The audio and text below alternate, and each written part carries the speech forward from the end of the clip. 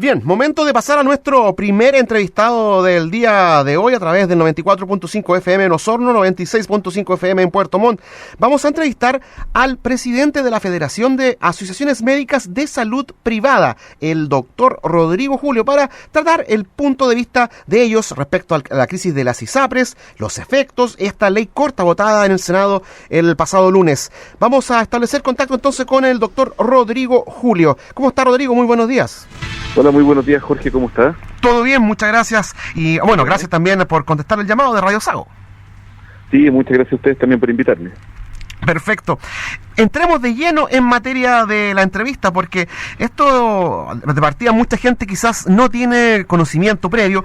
¿Qué es, primero que todo, la Federación Médica de Chile, su misión y a quiénes representa? Mira, la Federación Médica Federación de Asociaciones Médicas de Salud Privada en Chile es una asociación que busca representar a los médicos que trabajan en salud privada.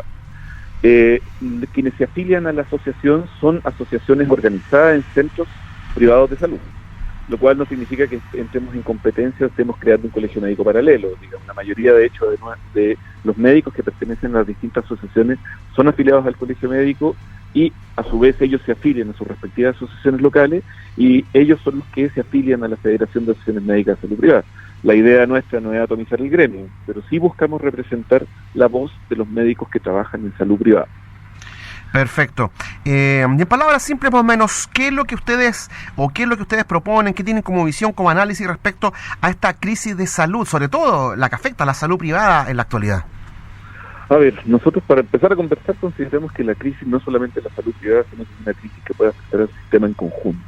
Uh-huh. Es una crisis que se arrastra hace muchos años y las responsabilidades de la crisis son múltiples, desde las propias ISAPRES, obviamente, en utilizar una serie de vacíos legales para ir generando alzas unilaterales el valor de los precios de los planes, no adecuadamente reguladas, por lo tanto la regulación que depende del Estado tampoco estaba bien hecha, por lo tanto hay responsabilidad también del Estado en haberle puesto el cascabel al gato hace muchos años, siendo que habían propuestas que se habían lanzado desde los gobiernos de Bachelet y Piñera respecto de hacer una serie de reformas al sistema privado de salud para hacerlo sustentable en el tiempo, y por diversas razones nunca se logró generar esa reforma, lo cual fue generando la judicialización progresiva hasta del 25% de los planes, y posteriormente, es decir, hay un problema que tiene que ver con el Ejecutivo y el Legislativo, los parlamentarios, el no haber logrado crear una ley que permitiera regular todo esto, y posteriormente se mete el sistema judicial que legisla por el 100% de los pacientes cuando eran el 25% de los afiliados los que habían demandado. Por lo tanto, es una crisis que es multisectorial, es multifactorial y que puede significar, y el riesgo que existe, por lo menos desde el punto de vista nuestro y por todo lo que se ha transmitido al respecto, es el riesgo de que se comprometan los prestadores de salud, no solamente las aseguradoras. Todo el modelo de salud privado hoy día se sustenta en función de un modelo que está creado con la existencia de la ISAPRES y por lo tanto no ha habido básicamente tiempo, digamos, para hacer una modificación en el modelo de prestadores privados que signifique que si es que las ISAPRES caen en cadena, no se comprometan los prestadores que son los que hacen la atención directa a los pacientes. Esta tardanza en legislar al respecto sobre estas no sé, fallas que cometieron la ISAPRES, también las fallas en términos de la institucionalidad a nivel del Estado, ¿puede efectivamente peligrar y hacer llegar a desaparecer a las ISAPRES? ¿Hay alguna también grado de culpabilidad o responsabilidad política al respecto? Por supuesto que hay responsabilidad política. Lo que pasa es que hay una responsabilidad política que hoy día, en el contexto de la crisis, se ha concientizado, digamos. Y la responsabilidad tiene que ver de cómo se permitió desde el punto de vista legislativo, se permitió que fuera creándose este modelo de judicialización progresiva de la ISAPRES, como te digo, que alcanzó hasta el 25% de los afiliados de la ISAPRES. Eso básicamente por alzas unilaterales, ya sea del valor de los planes a través de aumento de múltiples tablas de factores que existían. Por lo tanto, recién en el 2020 fue que se creó una tabla única de factores, y de las alzas del precio GES, ya que tampoco existía una regulación por parte del Estado de definir cuánto era el precio base del GES hasta ese momento, digamos. Entonces, si uno contempla la fórmula de cálculo del valor de los planes, la fórmula de cálculo, para ir entendiendo, y tiene que ver un poco con lo que viene después a la hora de tratar de definir qué fue lo que se buscó en esta ley corta, la fórmula de cálculo del valor de los planes está un precio base multiplicado por la tabla de factores sumado al precio GES y a los beneficios adicionales. Esa es la fórmula. Entonces lo que se hizo fue bajar la tabla de factores y lo que se está discutiendo en esta ley es aumentar el precio base. Ahora, esa interpretación del aumento del precio base tiene dos lecturas, digamos. El superintendente dijo que podían subir hasta un 40% el valor de los planes, y por otra parte las ISAPRES dicen que el hecho de aumentar el valor de los planes, considerando que va a bajar el precio de la tabla de factores, va a netear y eso no va a afectar entonces el precio final a los afiliados. Hay que ver quién tiene razón técnicamente hablando en este proceso. Pero las ISAPRES, constitucionalmente no están desaparecidas. Lo que puede pasar es que las ISAPRES actualmente existentes puedan caer en insolvencia y en eventual quiebra. Lo que no significa que no se puedan crear nuevas ISAPRES, ¿ya? La gracia, creo yo, de esta crisis, o lo que tiene que enseñar esta crisis, es que hay que hacer una reforma al sistema de salud que permita hacer sustentable un sistema privado de salud, considerando que el sistema privado de salud cumple un rol bien importante hoy día en la salud de los chilenos. 52% de los pacientes FONASA se atienden regularmente en el sistema privado de salud, más de 300.000 cirugías mensuales se realizan en el sistema privado de salud.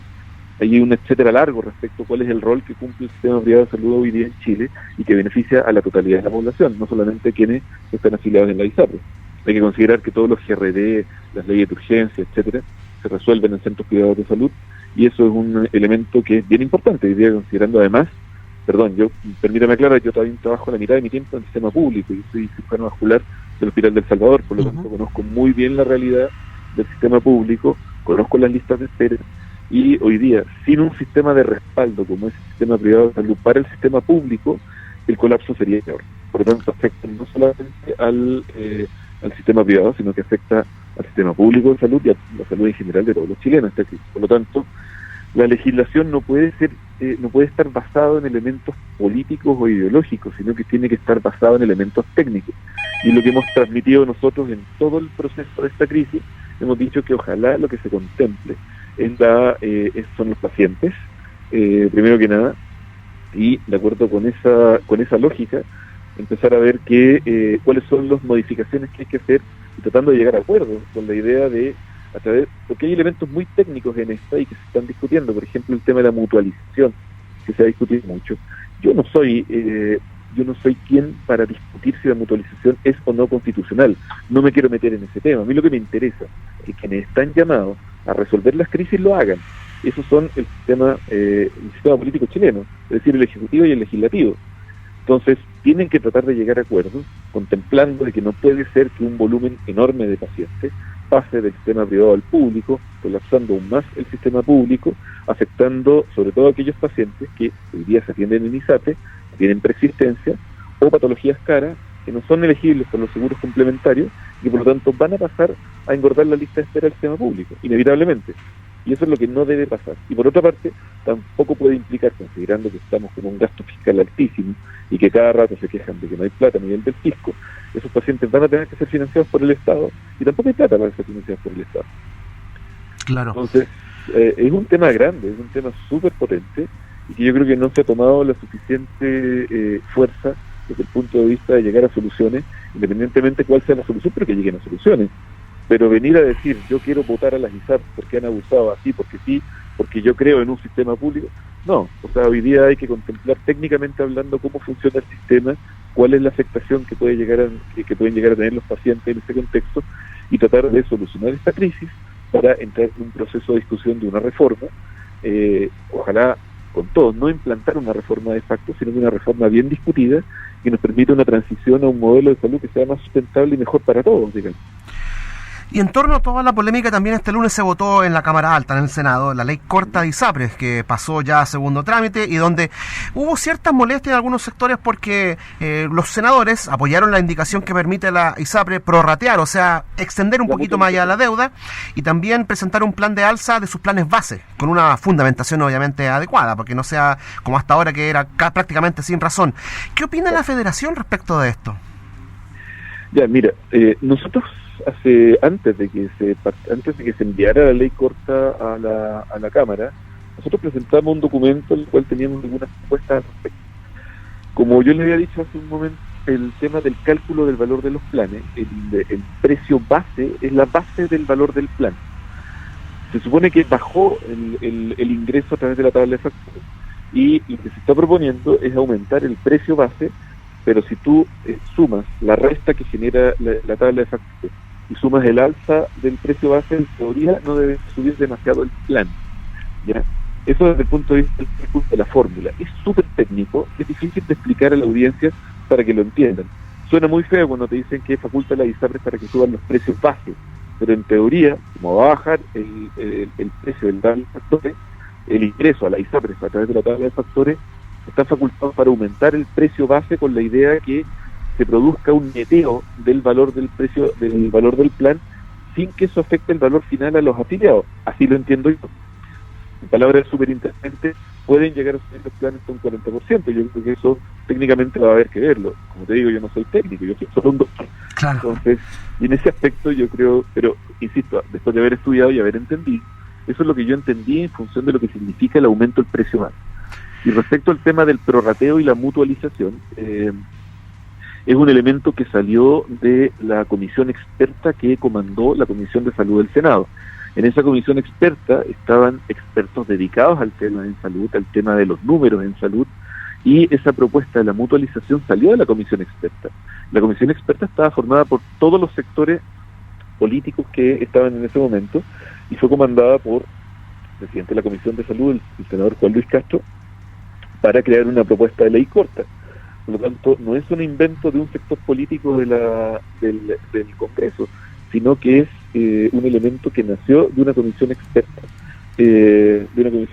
que generó la propuesta finalmente de este concepto de mutualización, que es también un poco difícil de entender, pero lo que significa es que cuando tú tienes múltiples personas, mucha gente que está dentro de un plan de seguro, estamos hablando de esto de asegurador, cuando yo me enfermo, cuando yo me accidento, por ejemplo, en un seguro de auto, el valor que me paga a mí la aseguradora es mucho más de lo que yo pagué. Por lo tanto, lo que me está pagando a mí la aseguradora contempla los pagos que han hecho otros que no se han accidentado, ¿ya? Por lo tanto, eso significa mutualizar, es decir, lo que están buscando es prorratear el riesgo que existe en cuanto al valor del alza, y por eso es que se produjo esta caída del valor de la deuda de los 1.400 millones, o de los 1.000 millones en realidad. El primer cálculo que hizo el superintendente fue 1.400, le pusieron un segundo cálculo que cayó en los 1.000, y estaría bajando aproximadamente a los 450, 500 millones de dólares el valor de la deuda finalmente la ISAPRES con los afectados. Por último, porque nos queda ya poquito tiempo, Rodrigo, el tema de FONASA, porque obviamente y simbólicamente al decir alza ISAPRES, la gente automáticamente tiene una visión de rechazo, digamos las cosas como son, y muchos van a probablemente, como ha ocurrido en los últimos meses, migrar desde el sistema privado al sistema público a FONASA, lo que hace necesario robustecer a una compleja y burocrática institución como es FONASA. ¿La Federación qué opina respecto a esto? ¿Qué se necesita para poder fortalecer al Fondo Nacional de Salud? Es un súper buen punto. Se necesita robustecer muchas cosas, digamos. En el caso de FONASA, de partida, nosotros hemos estado investigando bien algunos aspectos de FONASA que nos parecen muy relevantes. Por ejemplo. Una cosa, por ejemplo, es que cada vez que llega un gobierno, se pone un director de FONASA y hay muchas cosas que quedan a criterio de esa dirección. Es decir, no existe un gobierno corporativo que defina políticas de salud en el tiempo y que vayan más allá de los criterios de un gobierno, de una tendencia política o de otra. Es decir, una de las primeras propuestas que nosotros planteamos es que FONASA tenga un gobierno corporativo, tipo Banco Central, por ejemplo, en la cual todas las políticas de salud puedan extenderse más allá de los criterios de un gobierno de turno, ¿ya? Segundo aspecto que nos parece muy relevante a nosotros es la valorización de las prestaciones. Hoy día no solamente afecta al sistema privado, sino que también al sistema público. Recordar que FONASA tiene la modalidad institucional y la modalidad de libre elección.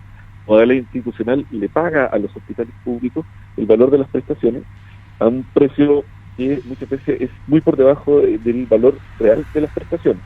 Por eso los hospitales muchas veces están en déficit desde el punto de vista de la valorización. Ni hablar de eso, obviamente, en un sistema privado de salud. O sea, se aplica en ambas partes. Por lo tanto, crear una comisión experta que permita una adecuada valorización de las prestaciones. Y tercero, por ejemplo, es definir que el presupuesto de FONASA es un presupuesto frente al presupuesto de salud. El presupuesto de salud limita la funcionalidad de FONASA al presupuesto que sobre de lo que, o no de lo que sobre, digamos, pero se asigna presupuesto a primaria salud y paga de eso a FONASA. probablemente va a haber que hacer un presupuesto diferente a FONASA para poder generar una política que nos permita hacer sustentable FONASA en el tiempo y permitir que la participación de todos quienes quieran estar en FONASA en ese momento. Es decir, por ejemplo, hoy día muchas veces me han dicho, ¿por qué no todos los médicos están en FONASA? Bueno, en FONASA hay muchas de las prestaciones que están subvaloradas en FONASA. Y nosotros planteamos que debería hacerse una revisión, no solamente de la perspectiva de los médicos, sino que de médicos, gestores, saludistas, etcétera, que nos permitan definir que las prestaciones sean adecuadamente valoradas, ¿ya? Implica harto de meterle mano a un FONASA, porque FONASA, tal como existe hoy día, no hace sustentable al sistema privado de salud, independientemente que se cree este modelo de modalidad de cobertura complementaria. Esta modalidad de cobertura complementaria implica seguros complementarios que van de segunda capa, que van a aportar que son seguros de copago, es decir, que el paciente copaga cuando no está cubierto su plan de salud. Van a cubrir estos seguros complementarios, pero los seguros complementarios parten de la base del ingreso. Entonces, si nosotros estamos discutiendo hoy día que la ISAPRES tiene que seleccionar el ingreso, y una de las críticas, la base de un seguro es seleccionar el ingreso. Por eso cuando yo digo que los pacientes más caros, por ejemplo, no van a ser seleccionables por los seguros complementarios, lo que plantea FONASA es licitar una cartera completa de pacientes donde estén un mix de pacientes sanos y pacientes enfermos, de tal manera que sea atractivo a los seguros. Pero no hay nada que indique que estos pacientes van a migrar de un seguro de peor calidad a uno de mejor calidad, porque el mercado se va a ampliar muchísimo. Hoy día esto es grito y plata para las aseguradoras desde el punto de vista de la creación de estos seguros complementarios, que además no están regulados, no tienen una regulación sanitaria, tienen una regulación a través del mercado, de la Comisión del Mercado Financiero. Uh-huh. Entonces, yo no veo objetivamente que esto sea una solución efectiva en el tiempo. Puede funcionar en una primera etapa, pero en la medida que los pacientes vayan migrando, las aseguradoras que liciten se van a quedar con lo que se llama la cartera tarada, que son los pacientes más caros, y esos pacientes no van a poder migrar. Uh-huh. Entonces, ¿qué va a pasar con el paso del tiempo? Es difícil poder predecirlo, pero es preocupante de todas maneras. Perfecto. Porque además las aseguradoras tienen la facultad de poder negar la realización de prestaciones y pedir papeles y pedir los formularios, que la gente no los llena. Nosotros tememos de que esto puede significar más gasto de bolsillo a los pacientes, por una parte, y por otra parte, la afiliación a un seguro complementario es personal. Entonces, y lo que dijo FONASA, todavía tienen que venir un proceso de licitación, de que el valor de los seguros va a ser 35.000 pesos. Eso significa 35.000 pesos por persona, si una familia de 4 personas saca la cuenta.